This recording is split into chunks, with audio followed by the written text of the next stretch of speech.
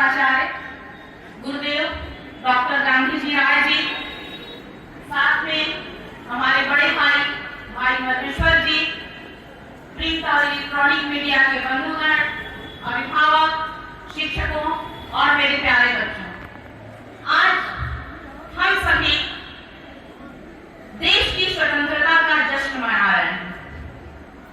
आप सभी जानते हैं कि स्वतंत्रता हमें ऐसे ही नहीं मिली।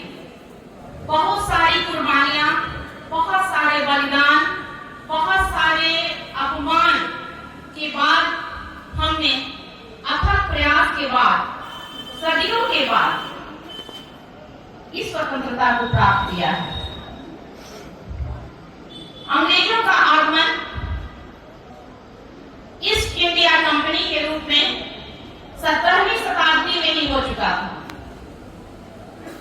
लेकिन तब उनका उद्देश्य भारत पर शासन करना नहीं था। उनका उद्देश्य था यहाँ व्यापार करना, क्योंकि उस समय में भारत को सोने की चिड़िया कहा जाता था। और आपको जानकर ताज्जुब होगा कि आजादी के बाद भी भारत के 1 रुपए की कीमत $1 थी।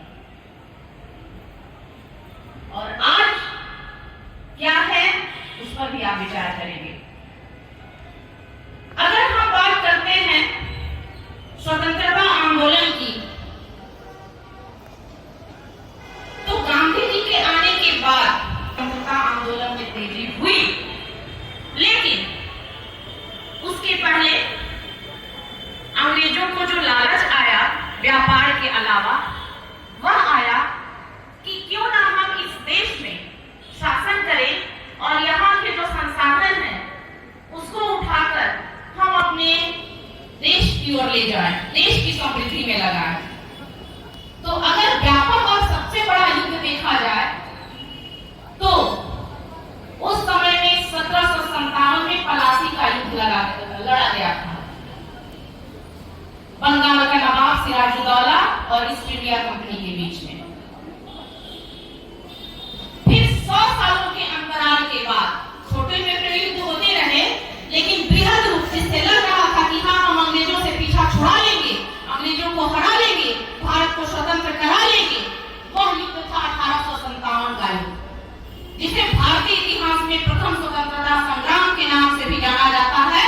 और इस युद्ध से आप सभी, खासकर हमारे जनपद के लोग, भली भांति परिचित हैं, क्योंकि इसी युद्ध में अग्रणी भूमिका निभाने वाले हमारे जगदीशपुर के वीर बांकुड़ा बाबू कुंवर सिंह जी थे।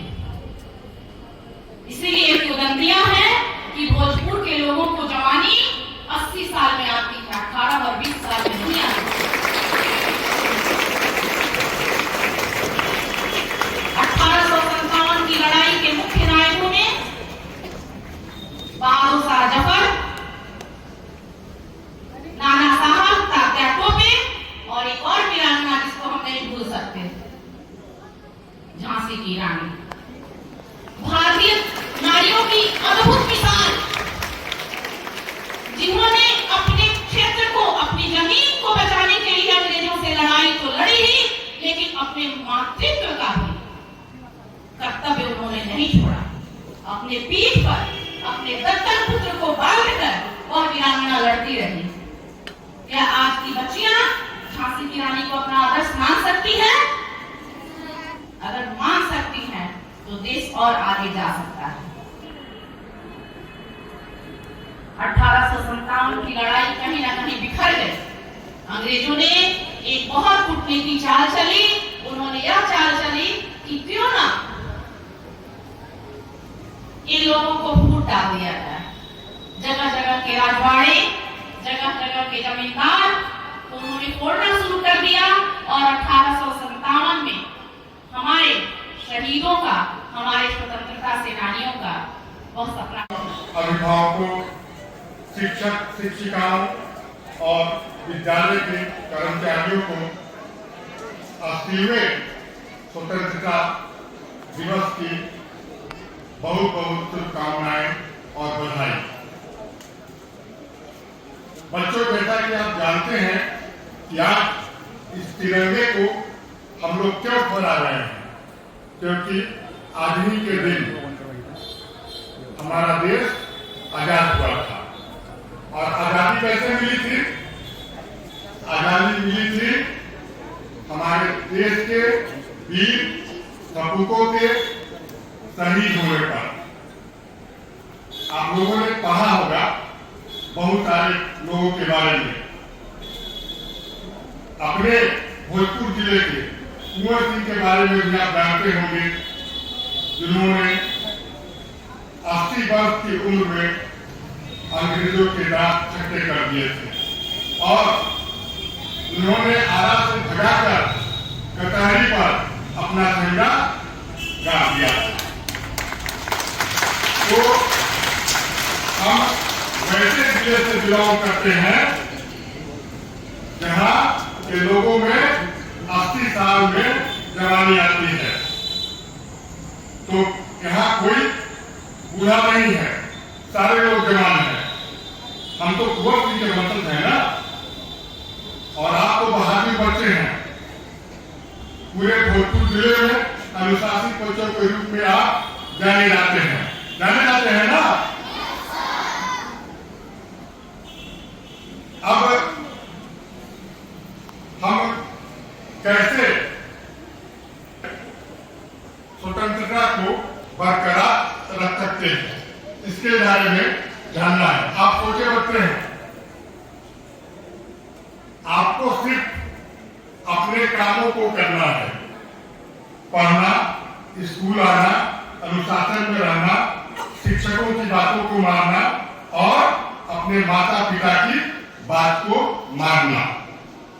ये कितने बच्चे हाथ उठाए? कौन ये सब काम करता है? सारे लोग करते हैं। सारे लोग प्रतिदिन स्कूल आते हैं। सारे लोग जो हमारे शिक्षक आपको गृह कार्य देते हैं उसको बना कर लाते हैं। तो ये बहुत अच्छी बात है। अब देखिए, स्वतंत्रता की बात सभी लोग करते हैं। हम स्वतंत्र हुए 79 साल हो गए, 80वां मना रहे हैं। और इन 80 सालों में देश का विकास बहुत हुआ है। कुछ कमियां भी हैं और उन कमियों को कौन ठीक करेगा? आप बड़े होकर ठीक करेंगे। ठीक करेंगे ना? तो सबसे पहला बात है कर्तव्य बोध। जिस बच्चे को अपने कर्तव्य के बारे में ज्ञान हो जाए कि हमारा कर्तव्य क्या है और हम देश के विकास में अपना योगदान कैसे दे सकते हैं, तो आपका सिर्फ यही कर्तव्य है कि आप सुबह उठें, अपने माता पिता का चरण स्पर्श करें, विद्यालय आए और विद्यालय में पढ़ें मन लगाकर, और जो यहाँ से आपको गृह कार्य दिया जाए उसको पूरा करके लाए। साथ ही घर में अपने माता पिता का आदर करें। यही आपका कर्तव्य है। इतना आप करेंगे तो देश के विकास में आपका योगदान होगा। अब हमारे यहाँ अभिभावक भी हैं, शिक्षक भी हैं, आप छोटे बच्चे हैं। अभी टीवी पर हम लोगों ने, सारे लोगों ने देखा होगा, कई बच्चे जो टीवी देखते होंगे वो भी देखे होंगे। एक दिल्ली में आंदोलन हुआ था, जंतर मंतर पर, और एक अभी झारखंड में आंदोलन चल रहा है, रांची में। दोनों के क्या अंतर है? रांची के आंदोलन को पूरे देश के लोग सराह रहे हैं और जंतर मंतर के आंदोलन को देश के जो बुद्धिजीवी हैं, जो पढ़े लिखे लोग हैं, कहीं से भी उसकी सराहना नहीं कर रहे हैं। कारण क्या है? कारण यही है कि जंतर मंतर पर जो हुआ वो आंदोलन नहीं, उसको क्या कहेंगे, अनुशासनहीनता हुई। और रांची में जो हो रहा है वो वहां के बच्चे देखने नहीं लग रहा है कि वो अनुशासित